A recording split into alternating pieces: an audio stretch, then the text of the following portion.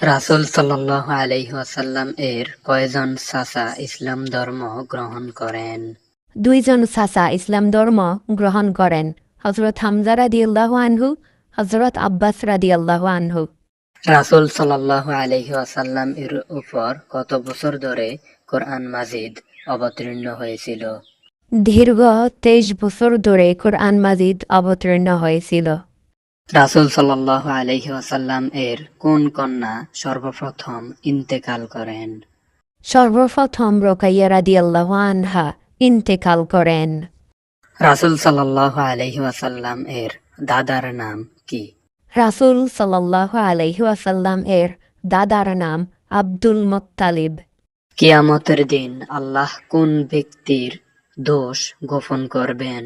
রাসূল সাল্লাল্লাহু আলাইহি ওয়াসাল্লাম বলেছেন, যে ব্যক্তি অন্য মুসলিমের দোষ গোপন রাখবে, কিয়ামতের দিন আল্লাহ তাআলা তার দোষ গোপন রাখবে।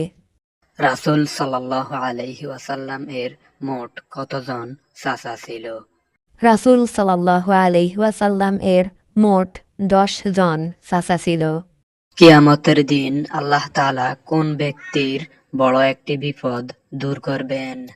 রাসূল সাল্লাল্লাহু আলাইহি ওয়াসাল্লাম বলেছেন, যে ব্যক্তি অন্য একজন মুসলিমের একটি বিপদ দূর করবে, আল্লাহ তাআলা কিয়ামতের দিন তার বড় একটি বিপদ দূর করবেন।